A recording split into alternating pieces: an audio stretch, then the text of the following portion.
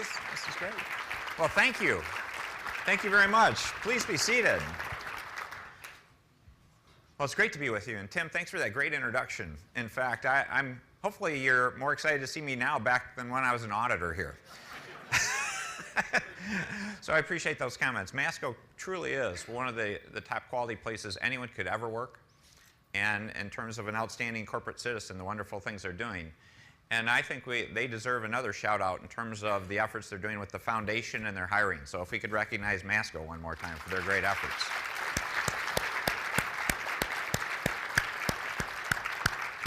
That's the kind of role model we like to see, so we truly appreciate that. I also want to thank the Detroit Regional Chamber for making this event happen in terms of stepping up. This is something that when they do their annual conference, this has been a topic of discussion for some time, and I want to really compliment the Chamber because it's an organization that just doesn't talk about something, they do something about it. So this is a case where we took an idea and they translated it to being a partner on doing this summit. So thank you to the Detroit Regional Chamber for your great work. Now come on, this is a quiet group.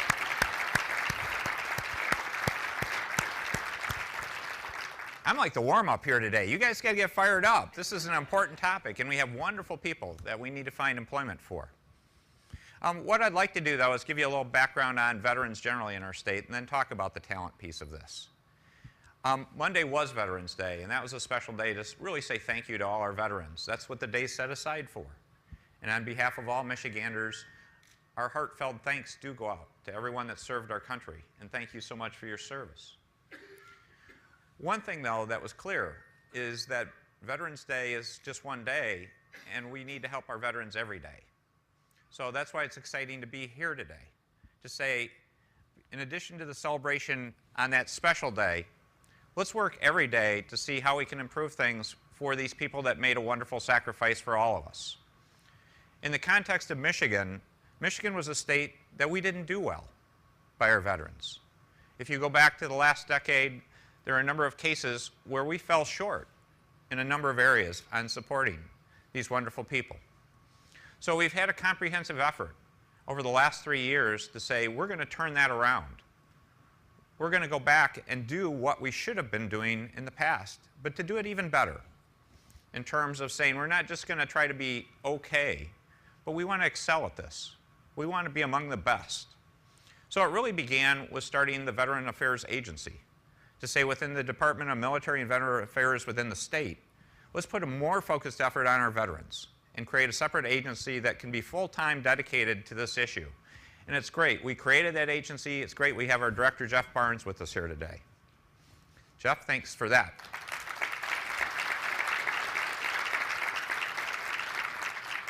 And there are at least three key areas we've stayed focused on. The first one is the whole question of helping our veterans get the benefits that they're entitled to, because in many cases they weren't fully utilizing the benefits that were available to them. So we've made a very concerted effort on that front.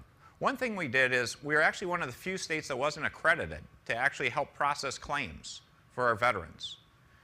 That took about a 2-year process. We partnered well with the VA on doing that, but we are now accredited. So we're actually much more active in that process of putting in claims, working with veterans on understanding what their claims could be, going through that process and going in a faster manner than traditionally had happened. The other part we were really doing, and I always want to thank these organizations, wonderful organizations, are our veteran service organizations. They're fabulous people. And so what we've tried to do much better there is be a better partner with them in assisting them to be successful in the veterans they're working with and the veterans they're helping. So it was on both those fronts that I think we've made large improvement in terms of veteran benefits. Another area was housing. And I really want to thank Tim for mentioning the wonderful housing project here in the Detroit area that Masco's helping support, about helping homeless veterans. That's an area we continue to do more on. In fact, on Monday, I wasn't in Detroit, but I was in Battle Creek with another one of the best projects in the country. We actually have 2 of the leading projects in the entire country to help homeless veterans. And it was at Silver Star Apartments next to the VA hospital in Battle Creek. They opened a phase 2. They opened 100 more units for homeless veterans. Those units were filled in, I think, 57 days. That shows you the demand for housing for our homeless veterans. My comment to them, and this was just a wonderful facility, they're doing a great job, is how do we get started on phase 3? because we need to continue those efforts. But it's great to see Michigan now being a leader, and in that area in particular, because it was wonderful to see residents from Phase 1 who had been there for several years, in fact, being successful now. Because it wasn't just about housing, it was creating a whole environment of success that included housing, services, all those things coming together in a supportive environment. Now, the third area we're really focused in on is the jobs question. And when I say jobs, jobs isn't the best word to use. I prefer to think of it as career. How do we create career opportunities? Because a job sounds like a short-term thing or a transaction, where a career is something you're going to spend much of your life in. And that's what we want to find, is a successful career for people. And it's part of a broader initiative that I believe Michigan needs to be a leader in the country again. And it's really a case where we have a broken system, in my view, about how we work with people on finding careers. The proposal that I have is, I call it talent in the 3 C's. The first C is about our need to collaborate more with the private sector, because that's the demand side of the equation for jobs and for careers. The second C is about creating talent, partnering with our education sector, because that's the supply side of things.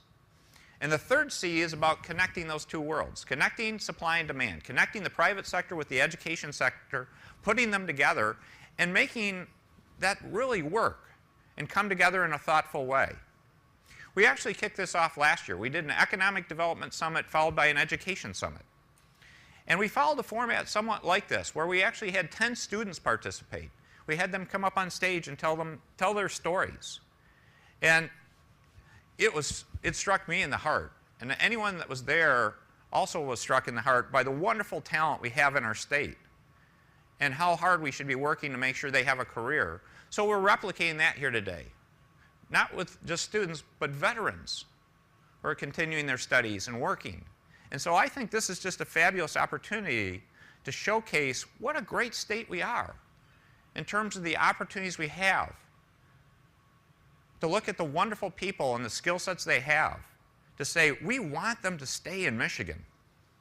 We want them to be successful here. We want them to have an opportunity to raise a family in Michigan and to have their kids raise their kids here. And on top of all that is the whole issue, the fact they're veterans. They deserve extra consideration. We should be making that extra effort to help make that connection happen. So that's why it's exciting to be here today. And that's why I want to thank all the employers that are here. I know we've got a number of educational institutions. We've got a lot of good people here that can come talk to that small sample we have right up here, and hopefully we can help find them career opportunities. And we can take that message back to your organizations to say, how do we do it with so many of the other veterans that didn't have the opportunity to be here today? And to recognize we're going to have more veterans coming back to Michigan. I think the estimate's about 10,000 over the next 3 to 5 years of veterans returning to Michigan or coming to Michigan. And if anything, we clearly want the people to return to Michigan that were from Michigan, but shouldn't we create that environment where even if someone's not from Michigan, they can say, I want to be in Michigan. That's the state we want to have. That's the state we're making happen now. But we can't be complacent nor content about the good things we've done. We need to stay on this path. And we need to stay very diligent to not take our eye off the ball of being successful at creating those 3 C's for the wonderful people here, all the wonderful people that served our country. So let's work on that collaboration with the wonderful companies that we have here and the companies in our state. Let's work on creation with the wonderful educational institutions that we have in our state. But let's put those together. Let's say it's time to talk. It's time to connect. And that's how we're going to reinvent our state. So I appreciate to share these thoughts with you, but now's the cool part of the show. I'm just a warm-up, like I said.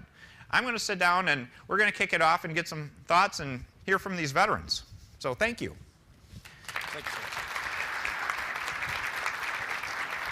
Thank you.